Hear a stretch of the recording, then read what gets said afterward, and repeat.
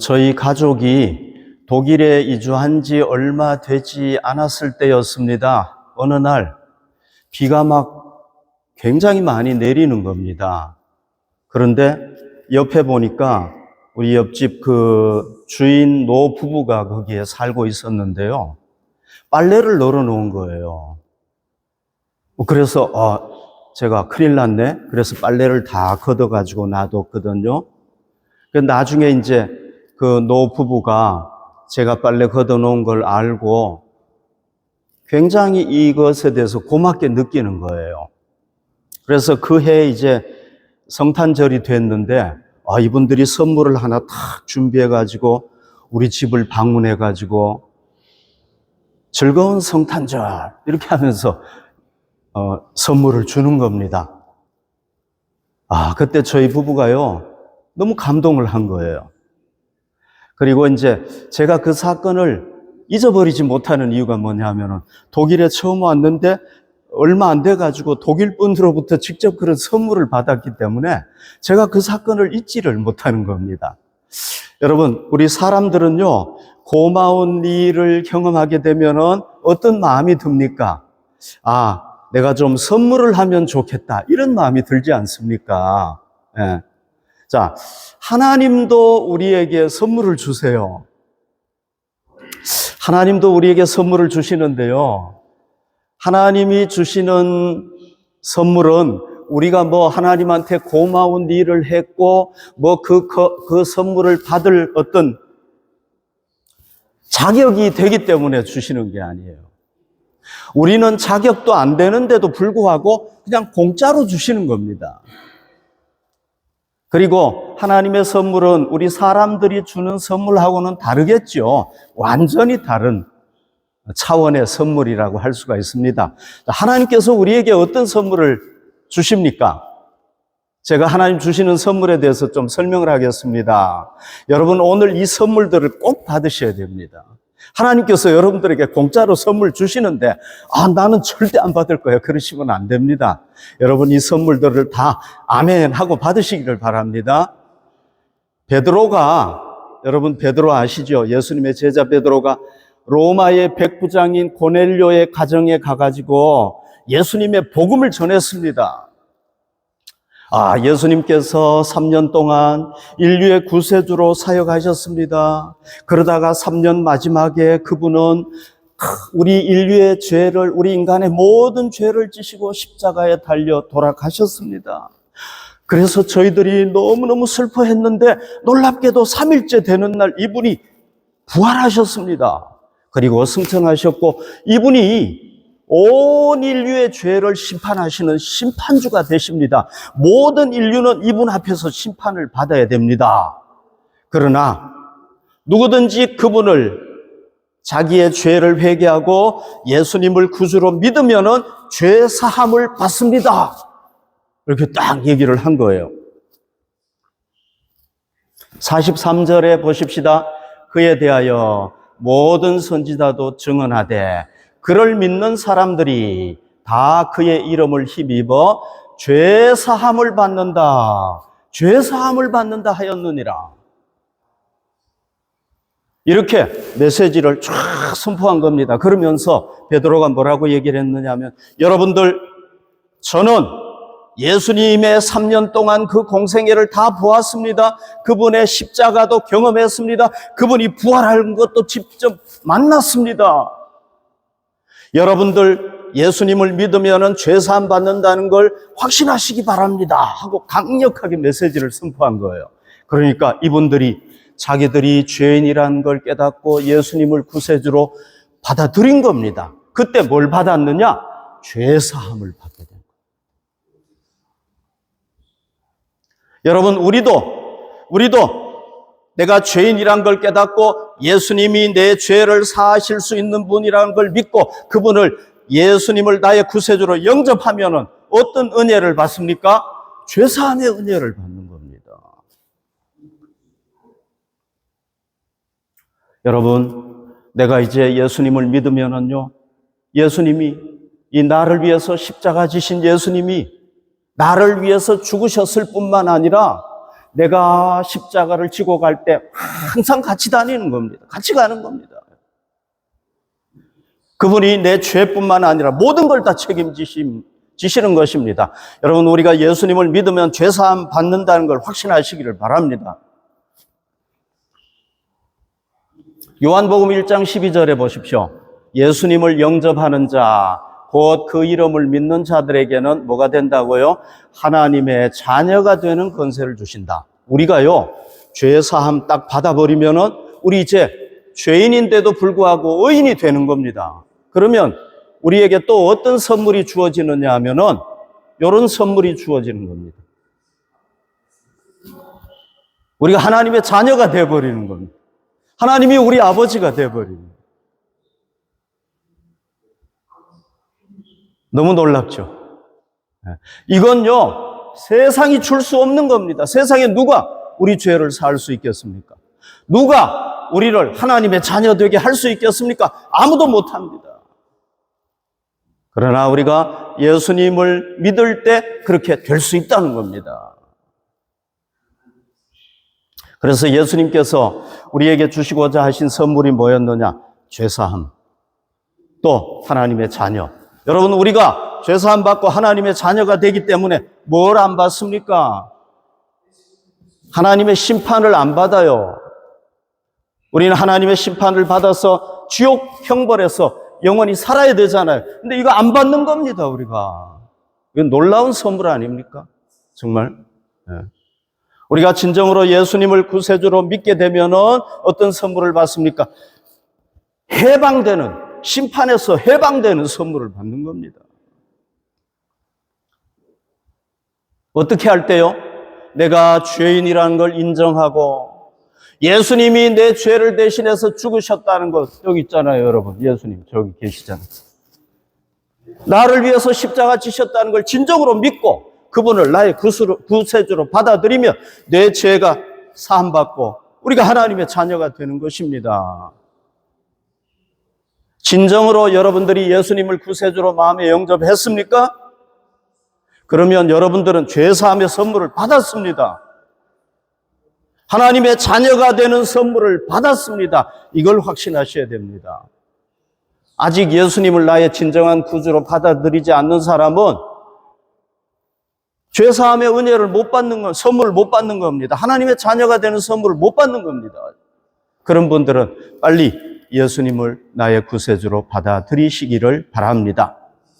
자, 이 고넬료의 집에 모여 있었던 사람들이요, 죄사함 받았죠? 하나님의 자녀가 됐죠? 그러니까 어떤 일이 일어났느냐 하면 성령님이 그들에게 임하신 거예요. 성령님이.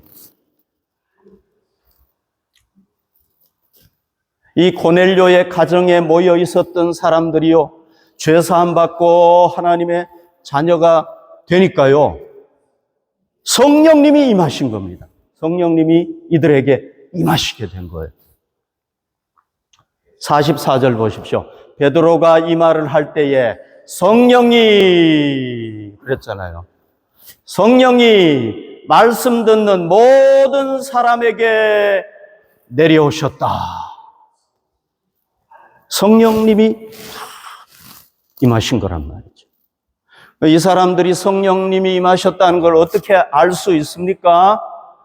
46절에 보면 이는 방언을 말하며 하나님 높임을 들음이러라. 막 방언을 막 하는 거예요. 저도 방언하지만은 방언의 은사를 주셔가지고 방언합니다만 방언을 막 하는 거예요. 그러니까 성령님이 임하지 않고는 그런 걸 할 수가 없단 말이죠. 그래서 성령님께서 임하셨구나 하는 걸 알게 된 거죠. 베드로가 이렇게 고백을 합니다. 47절. 이에 베드로가 이르되 이 사람들이 우리와 같이 성령을 받았으니 누가 능히 물로 세례 베풀물 그 말이요 하고. 여러분, 120명이 마가 다락방에 모여가지고 기도했을 때 불같은 성령님, 바람 같은 성령님이 임하셨잖아요. 그때 임하셨던 성령님이 고넬료의 가정에도 똑같이 임한 겁니다. 그러니까 우리가 뭘 알 수가 있습니까? 이제 유대인이든 이방인이든 관계가 없는 겁니다. 유대인이든 이방인이든 예수님을 구세주로 믿기만 하면은 뭐 유대인, 이방인 할 것 없이 누가 오신다는 겁니까? 성령님께서 임하신다. 그러니 누구든지 예수님을 구세주로 영접하면은 성령님께서 오시는 겁니다. 그리스도인들 중에서 이 성령님이 오셨다는 것, 성령님이 선물로 오셨다는 것, 성령님을 선물로 받았다는 걸 잘 모르는 분들이 많아요. 저도요, 장로교회에서 자랐거든요. 예전에 제가 신앙생활 할 때는요, 이렇게 예배 드리잖아요. 그러면은요, 몸도 딱 이렇게 해가지고 있어야 돼요. 이거 돌리면 안 돼요. 큰일 나요. 그렇게 엄하게 신앙생활을 했단 말이죠. 오늘 우리 형제님이 막 기타 치면서 찬양했잖아요. 그때는 기타 어림도 없었어요. 기타 못 쳤어요. 어림도 없었어요. 그때는요, 성령님이 나와 함께 하신다는 것도 전혀 몰랐어요. 목사님들도 얘기를 안 했으니까.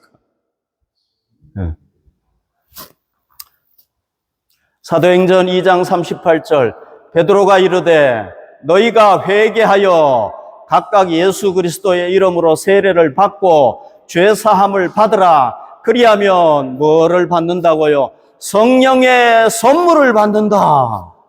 아멘. 성령의 선물을 받는다. 여러분, 여기 성령의 선물을 받는다고 했는데요, 성령님이 주시는 선물을 받는다 이렇게도 볼 수 있고, 성령을 받는다 이렇게도 볼 수가 있는 겁니다. 그래서 여러분 여기 보십시오. 여기도 보면은 하나님의 가배라고 했습니다만은 어떤 번역본에는 성령을 받는다 이렇게, 성령을 선물로 받는다 이렇게 얘기를 하고 있단 말이죠.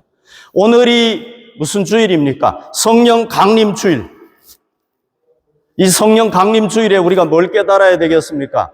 우리가 예수님을 구주로 영접하면은 뭐 하게 된다고요? 성령님께서 우리에게 오신다. 이걸 깨달아야 되는 것입니다. 하나님께서 우리에게 뭘 선물로 주셨다고요? 성령님을 선물로 주셨다. 이건 물세례 받는 거죠. 그 다음에 이제 이분들이 물세례를 받지 않습니까? 거기 고넬료의 가정에 모여 있었던 사람이 물세례를 받았는데, 이거는 그냥 물세례가 이렇다는 걸 보여주는 겁니다. 그분들이 뭐 집에서 받았으니까 이렇게 안 받았겠죠. 그죠? 예. 이거는 무슨 요단강 같아요. 이렇게는 안 받았겠지만은, 뭐 집에서 그냥 이렇게 약식으로 받았는지 아니면 욕조에 들어가서 받았는지 그건 모르겠어요. 아무튼 물세례를 받았단 말이죠. 여러분, 이 물세례는 뭡니까? 물세례는요, 내가 예수님을 믿었다는 외적인 표시고 사람들에게 이걸 증거하는 겁니다. 나는 이제 예수 믿는 사람입니다 하는 걸 증거하는 겁니다. 그래서 우리 그리스도인들은 예수님을 믿으면은요, 뭘 받느냐 하면은 성령 세례를 받아요. 성령 세례. 성령 세례란 건 뭐냐면, 우리가 예수님을 믿으면 성령님께서 우리 삶에, 우리 마음에 오시는 거예요. 이게 성령 세례라고 얘기하는 거예요. 그 다음에 이제 물 세례를 받잖아요. 그죠? 여러분, 이거 잘 아셔야 됩니다. 물 세례도 우리가 받아야 돼요. 왜? 예수님께서 예수를 믿으면은 성부, 성자, 성령의 이름으로 세례를 주라 그랬단 말이죠. 그러니까 우리가 받아야 되는 겁니다. 세례를 받을 수 있는데 안 받으면 안 되는 거예요. 그러나 여러분, 이 물 세례 받았다고 해서 다 구원받는 건 아니란 말이죠. 왜? 이거는 그냥 하나의 외적인 표시예요. 내가 예수 안 믿는데도 불구하고 나는 예수님을 믿습니다 하고 물세례 받을 수 있어요, 없어요? 있잖아요. 속일 수 있잖아요. 그러면 구원 못 받는 겁니다. 그러나 어떤 사람이 물세례를 못 받았다고 할지라도 진정으로 예수님을 내 마음속에 영접해가지고 성령 세례를 받았으면은 그 사람은 구원 받습니까? 못 받습니까? 물 세례 안 받아도 구원받는 겁니다. 여러분, 우리가 성령 세례를 받을 때에 그 막 불 같은 성령님, 바람 같은 성령님으로 임할 수도 있고요. 또 방언으로 막 나타날 수도 있습니다. 그러나 대부분의 경우에는 아주 신비하게 성령님께서 우리에게 오셔가지고 이런 표적과 이런 어떤 것들이 안 나타날 수도 있습니다. 그러면은 성령님이 안 오신 거냐? 절대 아닙니다. 우리가 정말 우리의 마음으로 예수님을 구세주로 영접했으면은 그 사람에게는 성령님께서 오셔서 거하신다는 걸 믿으셔야 되는 겁니다. 아멘. 여러분, 성령님을요, 선물이라고 얘기를 하니까 성령님을 저도 한때는 그렇게 생각을 했었어요. 아, 성령님이 무슨 에너지인가 보다, 무슨 힘인가 보다, 선물이니까 물건같이 생각이 되잖아요. 그죠? 근데 절대 그런 게 아닙니다, 여러분. 성령님은 어떤 분입니까? 우리 기독교는 성부, 성자, 성령 세 분의 인격을 가지신 하나님을, 그분이 하나님이라는 걸 믿지 않습니까? 그분 중에 한 분이 성령님이신데 우리가 예수님을 믿으면 그분이 우리에게 오시는 거예요. 네. 그분이 오셔가지고 우리에게 거하시는 거예요.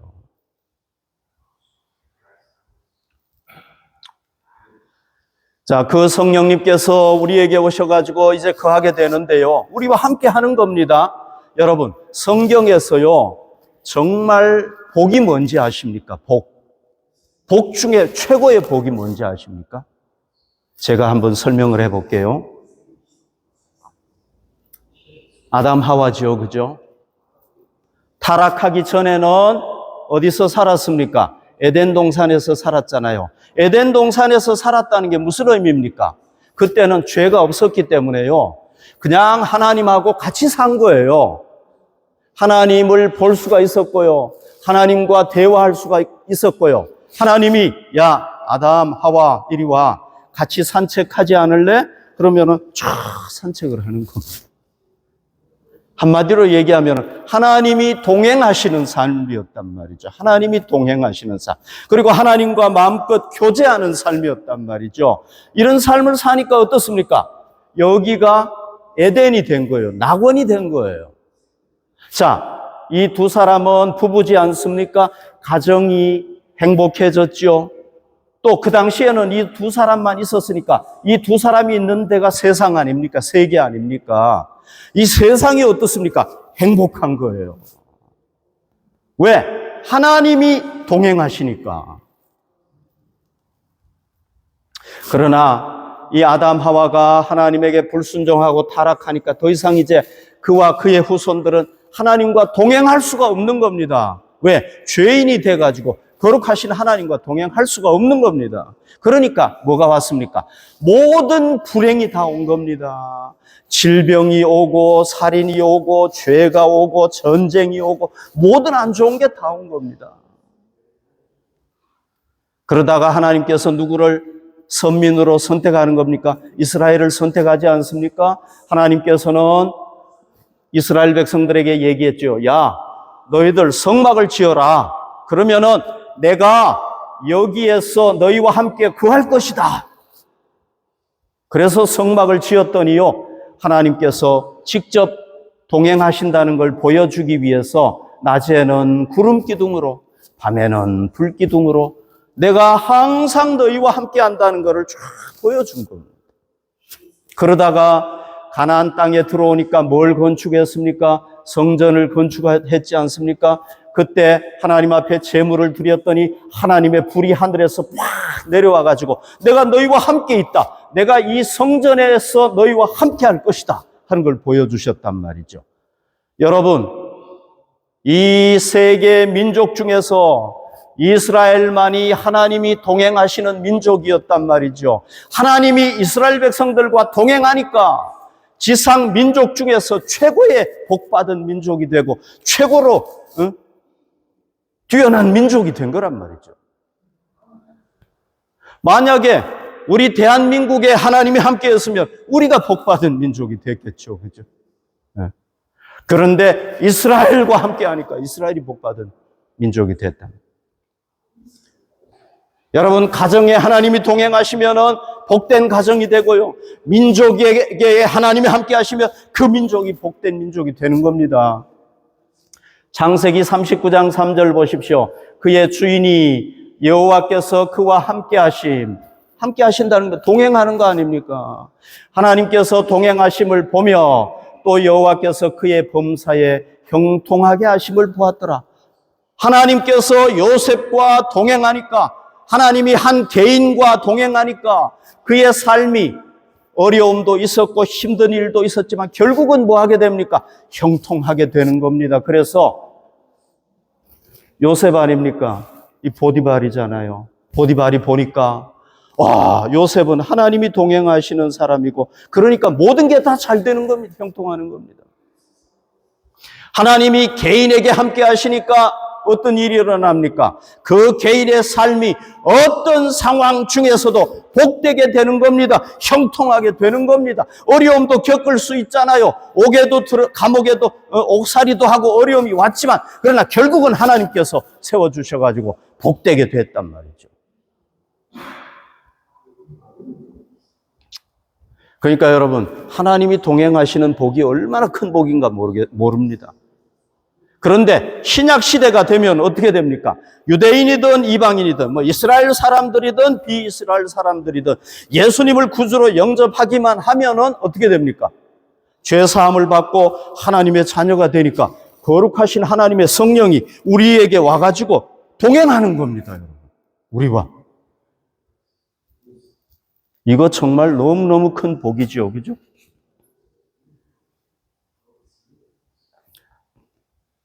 여러분, 예전부터 신학자들이 하나님을 원으로 표현했어요. 왜? 원은 시작도 없고 끝이 없잖아요. 완전하잖아요. 그러니까 하나님을 원으로 이렇게 쫙 표현을 한 겁니다. 하나님에게는 뭐가 있습니까? 은혜와 복이 있어요, 하나님에게는. 하나님은 우리에게 뭘 줄 수 있습니까? 은혜와 복을 주실 수 있단 말이죠, 이분은. 이건 뭡니까? 인간이잖아요. 네. 우리에게는 은혜와 복이 있습니까? 없습니까? 우리가 막 은혜와 복을 줄 수 있습니까? 없습니까? 우리는 안 돼요. 은혜와 복은 누구만이 줄 수 있습니까? 하나님만이 줄 수가 있는 겁니다. 그래서 우리가 하나님과 동행하면은 우리의 삶이 복을 누리고, 우리가 하나님과 동행하면은 우리의 가정이 복을 누리고, 우리가 하나님과 동행하면은 우리의 직장이 복을 누리고, 우리가 하나님과 동행하면 우리의 학업이 복을 누리게 되는 겁니다. 아멘. 자, 하나님께서 우리에게 주신 선물이 뭡니까? 죄사함의 선물, 하나님의 자녀가 되는 선물, 성령님이 오셔가지고 우리와 함께 하시는 선물, 하나님이 우리와 함께 하시는 선물을 받는 겁니다. 그런데 여러분, 이 선물을 받기 위해서 제일 중요한 게 뭡니까? 바로 예수님을 진정으로 나의 구세주로 받아들여야만이 이 선물을 쫙쫙쫙쫙 받게 된단 말이죠. 그러니까 예수님을 구세주로 영접하는 거는요, 마치 우리 옷에 첫 단추를 끼우는 것과 같은 거예요. 이게 안 끼워지면 다 함께 다 안 되는 겁니다. 그러니까 여러분들, 진정으로 예수님을 나의 구세주로 받아들이셔가지고 영접하셔가지고 하나님께서 여러분들을 위해서 예비해 놓으신 이 놀라운 선물을 다 받으시기를 바랍니다. 하나님께서 이런 선물들을 막 공짜로 주려고 하는데 막 여러분들이 나는 절대 안 받을 겁니다, 이러면 안 됩니다. 여러분, 이 선물들을 다 받으시기를 바랍니다. 자, 이제 우리가 예수님을 믿으면 성령님이 오시지 않습니까? 이거 성령 세례라고 했잖아요. 그 성령 세례를 받고 난 뒤에는 우리가 뭐 해야 됩니까? 성령 충만. 여러분 다 들어서 아시지만은 그래도 오늘 성령 강림 주일이기 때문에 제가 또 말씀을 드리니까 여러분들 자꾸 이렇게 마음에 새기시면은 좋겠습니다. 성령 충만해야 된다. 에베소서 5장 18절, 술 취하지 말라. 이는 방탕한 것이니 오직 성령으로 충만함을 받으라. 성령으로 충만함을 받으라. 여러분, 성령 세례는 우리 인생에 한 번 있는 겁니다. 그러나 성령 충만은 계속 우리 인생에 계속돼야 될 겁니다. 1초 1초마다 우리에게 계속돼야 될 거고, 시간마다 매일매일 돼야 될 거란 말이죠. 이거는 한 번 하고 딱 끝나는 게 아닌 겁니다. 날마다 해야 되는 겁니다. 제가 성령 충만이 뭔지 여러분들에게 말씀드렸죠. 성령 충만은 성령님의 통치를 받는 겁니다. 내가 막 성령님 이리 가세요, 저리 가세요, 이렇게 하세요, 저렇게 하세요, 이거 해주세요, 저렇게 해주세요. 그게 아니란 말이죠. 우리가 뭐 하는 겁니까? 우리가 성령님이 야, 너 이리로 갈래? 그러면 이쪽으로 가고, 너 가다가 이쪽으로 갈래? 그럼 이쪽으로 가고, 성령님의 통치를 받아서 행하는 게 성령 충만인 겁니다.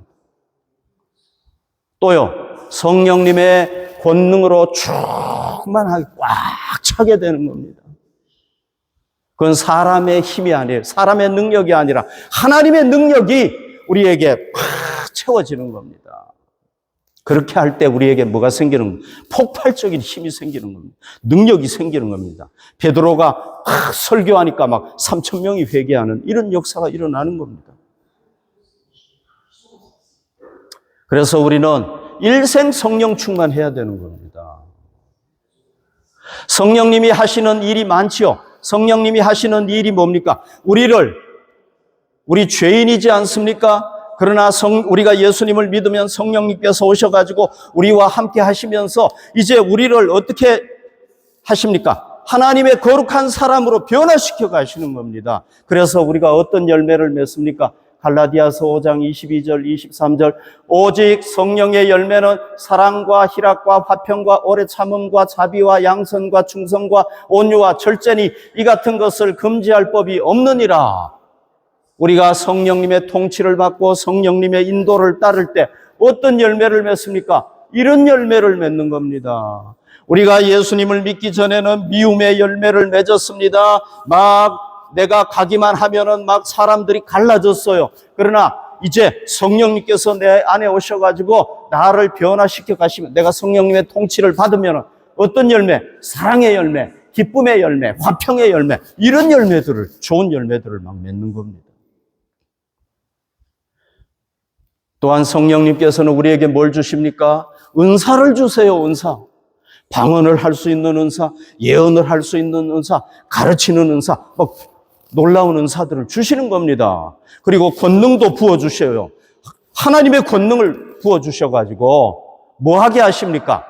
주님의 교회를 섬기게 하시고 복음을 전하게 하시고 세상을 변화시키는 하나님의 사람으로 세워지게 한단 말이죠.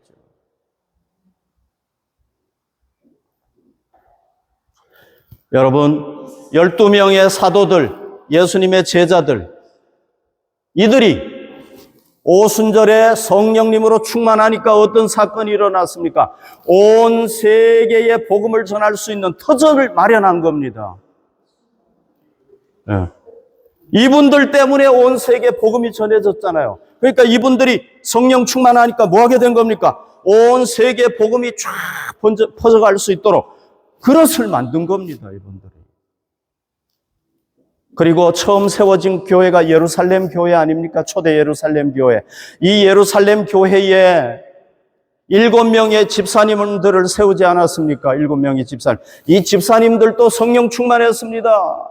성령님이 시키는 대로 했습니다. 성령님의 권능으로 충만했습니다. 그러니까요, 주님의 교회를 섬기는데 교회에 문제가 있었는데 이분들이 교회를 쫙 섬기니까 문제가 다 사라져버린 겁니다.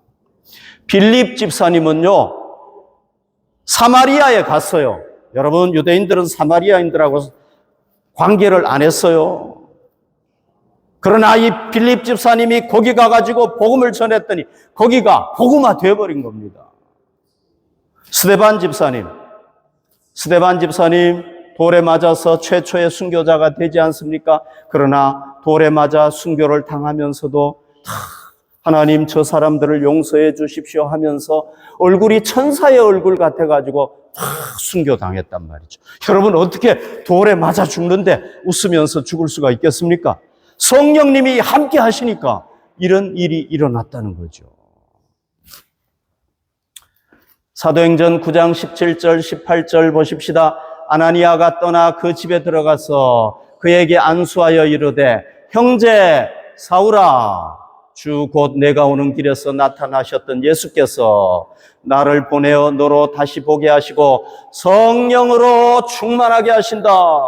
성령으로 충만하게 하신다 하니